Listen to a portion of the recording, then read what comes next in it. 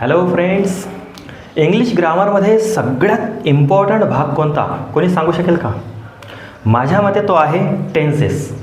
तर 3 महत्त्वाचे टेन्सेस आहेत: present tense, past tense and future tense. हे झाले 3 आणि याचे सब पार्ट्स आहेत जे टोटल मिळून होतात 12. ठीक आहे, तर आपण एक एक करून समजून घेऊ. जर इंग्रजी वाचायचं असेल, लिहायचं असेल, बोलायचं असेल तर टेन्सेस सगळ्यात महत्त्वाचा भाग आहे. याशिवाय इंग्रजीसुद्धा अपूर्ण आहे.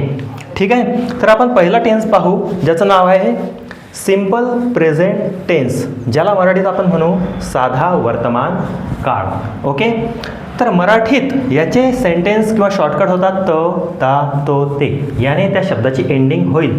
जसं की राज टी व्ही पाहतो. ठीक आहे, या टेन्समध्ये क्रिया फक्त घडते. ओके, मी पुस्तक वाचतो, राज गावाला जातो, मीना स्वयंपाक बनवते. तर याच्या शेवटी काय येऊन राहिलं तर त, ता, तो, ते. आणि या टेन्समध्ये क्रिया फक्त घडते वर्तमान काळात. ठीक आहे, तर याचा सगळ्यात एक बेसिक फॉर्म्युला आहे. हा जो टेन्स आहे तो आपण 5 स्टेपमध्ये समजून घेऊ. ज्याची पहिली स्टेप आहे या फॉर्म्युल्याने सुरू होते. पॉझिटिव्हचं जे सेंटेन्स बनेल त्यात सब्जेक्ट, V1, ऑब्जेक्ट असा तो फॉर्म्युला बनतो. तर सब्जेक्ट म्हणजे कर्ता, जो तो काम करून राहिला तो. मी गावाला जातो, यात करता कोण तर मी.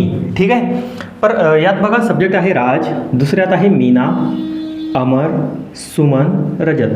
हे काय झाले तर त्या सेंटेन्समध्ये हे करता आहेत, काम करत आहेत. त्यानंतर येते V1. ठीक आहे, तर वर्कचे आपल्याकडे 3 रूप आहेत: V1, V2, V3. ठीक आहे, जसं की पहा V1 झाला प्ले, तर V2 काय होईल प्लेड. याला सिम्पली फक्त ईडी लागेल. आणि V3 सुद्धा काय होईल सेमच, प्लेड. ओके, तर मग आपल्याला घ्यायचं आहे V1 म्हणजे वर्ब, क्रियापद. क्रिया ज्या आपण रोज करतो त्या. कोणत्या क्रिया करतो तर खाणे, पिणे, चालणे, बोलणे, ऐकणे, वाचणे, लिहिणे.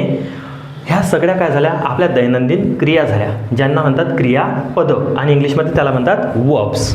ओके, तर लास्ट ऑब्जेक्ट. ऑब्जेक्ट म्हणजे कर्म किंवा एखादी वस्तू. जसं की आहे क्रिकेट, पेन, मोबाईल. ह्या काय आहेत आपल्या वस्तू आहेत. ओके, तर एक एक करून आपण समजून घेऊ. बघा, लक्ष द्या व्यवस्थित.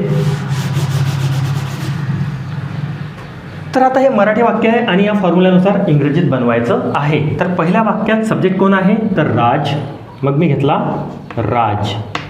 आता क्रिया कोणती आहे यात? आंबा तर क्रिया नसेल, खाणे ही होती क्रिया. मग V1 काय होतो खाण्याचा इट. ओके, आणि ऑब्जेक्ट काय आहे तर आंबा, एखादी वस्तू. तर मी लिहेल मँगो. सध्या बेसिक ग्रामरमध्ये एवढंच लक्षात ठेवा. ठीक आहे, कारण फॉर्म्युल्यामध्ये V1ला यस किंवा ES लागतो, ते आपण नंतर पाहू. त्यानंतर बघा मीना केक बनवते, मग सब्जेक्ट कोण आहे मीना, मग मी लिहिलं मीना. V1 काय आहे केक असेल का नाही, बनवणे हो ही क्रिया आहे. मग V1 बनवण्याचा होते मेक. आपण क्रियापदाचे सुद्धा व्हिडिओ टाकलेत, 30 इम्पॉर्टंट वर्ब. एकदा लागेल तर तो पाहून घ्या व्हिडिओ. ओके, तर ऑब्जेक्ट कोण होता तर केक. मीना मेक केक किंवा Meena makes cake. Okay, Meena cake बनवते. त्यानंतर थर्ड सेंटेन्स आहे अमर चित्रपट बघतो. सब्जेक्ट कोणी लिहात तर अमर. V1 काय आहे चित्रपट होईल का नाही, तर बघणे ही क्रिया आहे म्हणून हे होईल वर्ब. मग बघण्यासाठी वॉच. ओके, तर घ्या वॉच. आणि ऑब्जेक्ट म्हणजे कर्म कोणता आहे तर ते चित्रपट, ज्याला इंग्लिशमध्ये आपण म्हणू मूव्ही. ओके, त्यानंतर बघा सुमन पत्र लिहिते. सब्जेक्ट आहे करता सुमन, मग मी लिहिलं सुमन. काय आहे V1 पत्र होईल का नाही, हे तर एखादी वस्तू किंवा ऑब्जेक्ट होईल. ठीक आहे, सॉरी ऑब्जेक्ट होऊ. मग V1 काय होईल लिहिणे. लिहिण्यासाठी मी लिहितो राईट. सुमन राईट किंवा राईट्स. आणि ऑब्जेक्ट काय आहे लेटर. Suman right letter. तर बघा इतक्या इझी पद्धतीने हा टेन्स असतो. सगळ्यात बेसिक आणि सुरुवातीचाच हा टेन्स आहे, त्यामुळे याच्यावर तुमची कमांड पाहिजे.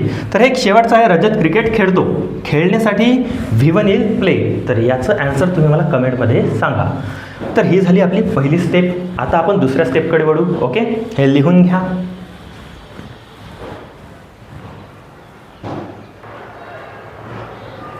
तर पुढे बघा, सिम्पल प्रेझेंट टेन्समध्ये निगेटिव्हचे वाक्य कसे बनतील. निगेटिव्ह म्हणजे काय, तर ज्या सेंटेन्समध्ये नाही आहे असा शब्द.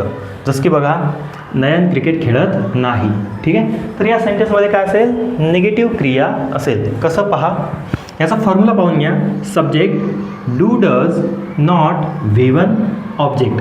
तर आता डू डजपैकी कोण वापरायचं आहे, तर इकडे बघा, do I we they you आणि डज ही शी इट आणि नेम. तर नावं असो कोणाच्याही सब्जेक्टच्या ठिकाणी हे शी इट असो तर डज वापरा.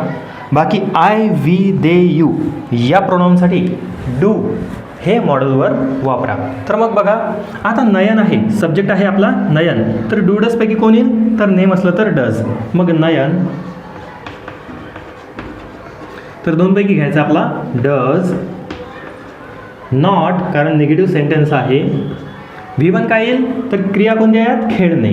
मग मी काय लिहू, प्ले, डज नॉट प्ले आणि ऑब्जेक्ट क्रिकेट. ओके, तर नयन डज नॉट प्ले क्रिकेट ही ते सेंटेन्स बनेल. ठीक आहे, तर सेकंड बघा, सब्जेक्ट आहे सीमा, मग पहिले सीमा लिहा. त्यानंतर डूडजपैकी जर नेम असलं तर मी काय सांगलं, डज यूज करा. मग सीमा नेम आहे, सीमा डज. पुढे आहे नॉट, जसा तसा लिहा. V1 काय असेल यात, सीमा शाळेत जात नाही, तर जाणे ही झाली क्रिया, तर V1 साठी गो. आणि कुठे जात आहे तो आहे ऑब्जेक्ट, तर गो टू स्कूल ही होईल त्याची सेंटेन्स. ठीक आहे, तर बघा, सुहानी मॅगी खात नाही, मग सब्जेक्ट आहे आपला सुहानी. सुहानी नेम आहे, मग डज यूज करा. ओके, नॉट जसा तसा लिहा. V1 काय येईल, सुहानी मॅगी खात नाही, वर्ब म्हणजे येईल खाणे ही झाली क्रिया, मग डज नॉट ईट. आणि काय खात आहे, तर ऑब्व्हियसली मॅगी जो असेल तो होईल तुमचा ऑब्जेक्ट. तर मग बघा, मॅगी. तर बघा, सुहानी मॅगी खात नाही, मग Suhani does not eat Maggi. Okay, त्यानंतर अजय पुस्तक वाचत नाही, सब्जेक्ट झाला अजय. अजय नेम आहे त्यामुळे डज, अजय डज. पुढे आहे नॉट. ओके, V1 काय आहे यात, अजय पुस्तक वाचत नाही, तर वाचणे ही झाली क्रिया, मग वाचण्यासाठी आपण काय घेतो, रीड. रीड आणि ऑब्जेक्ट काय आहे मग यात, पुस्तक म्हणजेच बुक. मग अजय पुस्तक वाचत नाही, इंग्लिशमध्ये काय होईल, Ajay does not read book. Okay, तर लास्ट बघा, रिहाणा पत्र लिहत नाही, हे सेंटेन्स तुम्ही मला कमेंटमध्ये लिहून दाखवा आणि समजलं की नाही ते सांगा. काहीच नाही, एक सिम्पल फॉर्म्युला आहे, त्याच्यात जे जे दिलं आहे सब्जेक्ट डू डज नॉट हे फक्त फिल करायचं आहे आणि हेच बोलताना सुद्धा तुमच्या कामात येणार आहे, त्यामुळे व्यवस्थित लक्ष द्या. आता ही झाली आपली दुसरी स्टेप. आता लगेच आपण तिसरी स्टेप पाहू, हे तुम्ही लिहून घ्या. ओके, आणि घरी याचा अभ्यास करा. तर बघा, स्टेप नंबर 3, ज्यात आपल्याला प्रश्न विचारायचा असतो, जसं की तू क्लासला येतो का, मग त्याचं उत्तर असेल हो किंवा नाहीमध्ये. रणजित जेवण करतो का, मग हो किंवा नाहीमध्ये त्याचं उत्तर येईल. मग हो किंवा नाही उत्तरासाठी हा एक क्वेश्चन विचारला जातो. जसं की पहा काय दिलेलं आहे, तर do does not plus subject plus V1 plus object plus question mark. Question mark समजला आता कशासाठी आहे, तर प्रश्न विचारायचा आहे म्हणून. तर मग बघा, डू डज केव्हा वापरायचे आहे तुम्हाला सांगितलं आहे अगोदर. मग तू हॉकी खेळतो का, मग आता फॉर्म्युल्यानुसार पहा, तू हा आहे सब्जेक्ट. ठीक आहे, म्हणजे तू यू, मग आता यू कुठे आहे, यूसाठी वयाला डू यूज करावं लागेल, मग डू. त्यानंतर नॉट मी घेईल किंवा घेणार नाही कारण ब्रॅकेटमध्ये आहे. सब्जेक्ट कोण झाला, तू, मग डू यू. V1 काय आहे, क्रिया खेळणे, मग डू यू प्ले. आणि काय आहे ऑब्जेक्ट, तर हॉकी. ओके, तर डू यू प्ले हॉकी, तू हॉकी खेळतो का, मग ॲन्सर येईल हो किंवा नाही. ओके, त्यानंतर पहा, मोहित कविता वाचतो का, मग मोहित कोण आहे, सब्जेक्ट आहे आपला. ठीक आहे, मग नेम जर असलं तर डज यूज करा. ठीक आहे, मग डज. डज नॉट यूज करा किंवा करू नका. मग सब्जेक्ट आहे आपला मोहित. डज मोहित. V1 आहे वाचणे. वाचणे झाली क्रिया. ठीक आहे. मग रीड. Does Mohit read. आणि ऑब्जेक्ट काय आहे आपला, तर कविता. मग कविताला काय म्हणतात, पोयम. मोहित कविता वाचतो का, आणि तिथं द्या क्वेश्चन मार्क. मग आन्सर काय येईल त्याचा, हो मोहित कविता वाचतो, किंवा नाही मोहित कविता वाचत नाही. थर्ड बघा, रणवीर कार चालवतो का. रणवीर झाला सब्जेक्ट. जर नेम आहे तर घ्या डज. ठीक आहे. मग मी पहिले लिहून घेतो डज. नॉट मी घेत नाही. सब्जेक्ट झाला रणवीर. डज रणवीर. V1 काय आहे, तर चालवणे. त्यासाठी घ्या ड्राईव्ह. Does Ranveer drive. आणि ऑब्जेक्ट काय लिहा, car. Does Ranveer drive car. तर रणवीर कार चालवतो का, तर हो.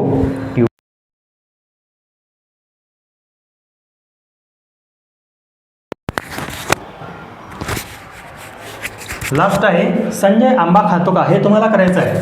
आता संजय आहे नेम, म्हणजे काय,